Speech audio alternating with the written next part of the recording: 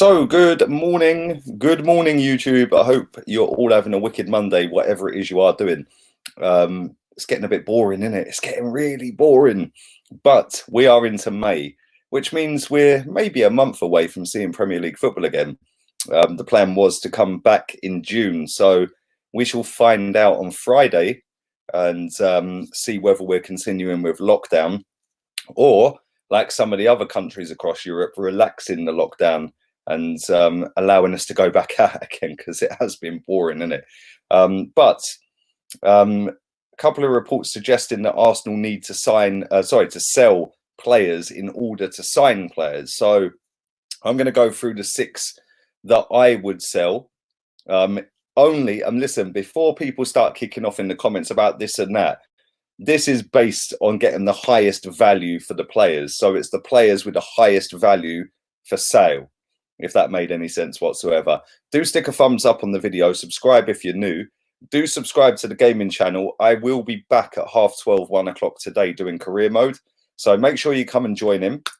And hopefully we can get out of the Europa League group stage. The first player, Mkhitaryan. Mkhitaryan's obviously on loan at Roma, as we know. Should never have been at Arsenal in the first place. Should never have swapped Alexis for him. But that is a different story. He's on loan at Roma. They want to keep him, and I think he wants to stay there. He obviously doesn't want to come back and play for Arsenal by the looks of it. But the reports that we've seen over the last couple of weeks or month or so suggest anywhere between 15 and 22 million pound. There is obviously other reports that have suggested a swap with Sengizunda. And listen, despite how poor Mkhitaryan is, in my opinion, we can still get over 15 million quid for him. Or, worst ways, we can get a decent right winger in return. So, listen, that's player number 1. Player number 2, this is killing me to say this, but Aubameyang. And the reason I'd get rid of Aubameyang is if he doesn't sign a new contract by the end of this month. I'd give him till the end of May. I'd say, listen, you've got till the end of May to sign a new contract. If you don't sign that contract, we are not allowing you to go into the final year, because if you do that, we know you're leaving for nothing. So listen, we could get anywhere over 40 million quid maybe. So I think that has to be what Arsenal are working on. They have to be sitting there trying to get this deal done where we can sign him up to a new contract. Personally, I don't think he's going to. I think he's going to leave, whether that be him running his contract down or whether that be that we sell him and give him an ultimatum like I've just suggested. But listen, 40, 45 million, we could go and reinvest that in another striker. I don't know. Listen, it'd kill me if he leaves. I don't want him to leave. But at the end of the day, if he ain't going to sign a new contract, you have to act like a big club, and a big club gets rid of their players when they're going in towards that last year of the contract. So for me, it would be sad, but it's got to be done if he doesn't sign, and I'd give him till the end of May. We can't allow him to get to the end of June and go into the last year of that contract. The third one, Lacazette, again, linked with Atletico Madrid, the club that he was on the verge of signing for. That obviously didn't happen. He came to us, done pretty well. The season we're currently on that's suspended, he's been poor. And, you know, people can throw as many stats at me as they want. He's been poor. He has been so poor this season. And we could still get, because he's got 2 years left on his contract, we could still get over 40 million quid for him. So, again, that is another player with a high-ish value for sale that could then be used to reinvest that into the club, into other players. Not only that, there's a certain man at Atletico Madrid by the name of Thomas Partey who could potentially come the opposite way in a swap deal. So, listen, Lacazette and Aubameyang are not the be-all and end-all of this football club. Players come and go. We've seen bigger and better players than all of these players that are here come and go from this football club. So, yeah, it's kind of upsetting that, oh, look, 2 big names have left again. But at the same time, they're not the be-all and end-all, and we're 9th in the table with them. So let's just put a bit of perspective on it. So that's 3 players. The 4th player, Mr. Mustafi. Squadron Mustafi. How much could we get for Squadron Mustafi? He's got about a year left on his contract. Again, another one that we can't afford to let go down to the last year. He was very close to leaving in the summer. He even came out in an interview in a press conference with Unai Emery for a Europa League game. I think it was Frankfurt, before the Frankfurt away game. He came out and said that he was close to leaving. And he said that the deal wasn't right. So he stayed. We do not want to let this guy get into a position where he does that again this summer. Yeah. Oh, yeah, we're going to get rid of you, mate. And then he goes, the deal's not right. No, you're leaving. Simple as that. We could get what?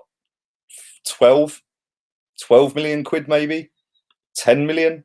I don't know. But listen, it's still 10 million we didn't have. And he's a crap footballer. So that's 4. Let's go to, let me make sure I've got these in order.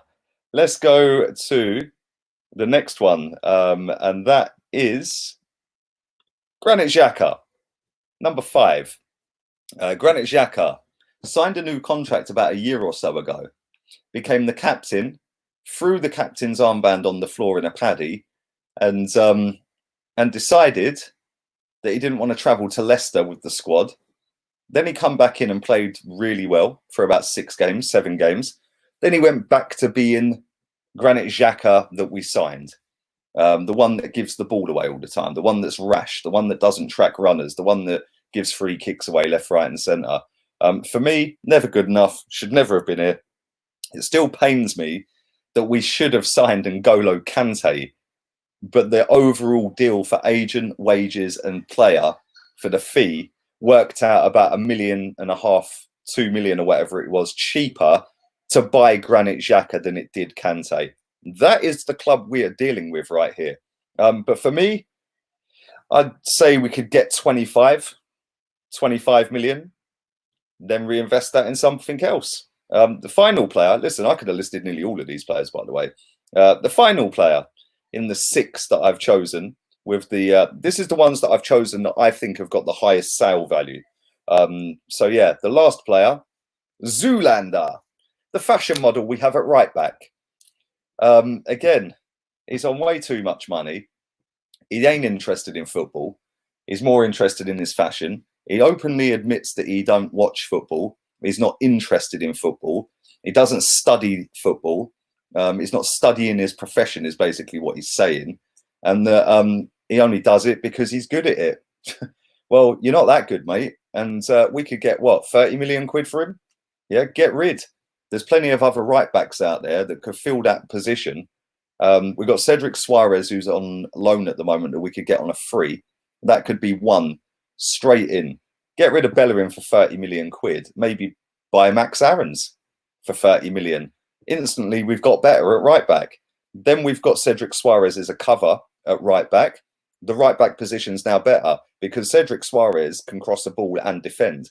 Yeah, Max Aarons can cross a ball and defend. Hector Bellerin can't do any of them. So that's my 6 players. Like I said, I've done it on rank of how much we could get for a player going out. So that's the 6 that I think have got the highest sale value. But yeah, leave yours down below. Let me know yours. Listen, I could have put Kolasinac in there. Did think about Kolasinac. I could have put Torreira in there. And I was going to put Torreira in there, but Mustafi down to the last year of his contract. I think coming down to the last year of his contract. I didn't put Mesut Ozil in there because no one to buy him. Let's be real. David Luiz, he ain't going to, listen, we bought him for 8 million. We ain't going to get more than that. And then Socrates, I could have put in there, but listen, is anyone going to spend 15 million on him? I don't think so. So out of the centre backs that are coming down to the last year, I think Mustafi is probably the highest valued one out of the 3 of them. So listen, leave it all in the comment section down below. Don't forget, I will be back at 10:30 with a Premier League transfer update, and I'll be back again on FIFA. So subscribe to the gaming channel, and all have a wicked Monday. Stay safe, whatever it is you're doing. Stick a thumbs up on the video, subscribe if you're new, and I'll be back again in about 3.5 hours from now. Laters, peeps.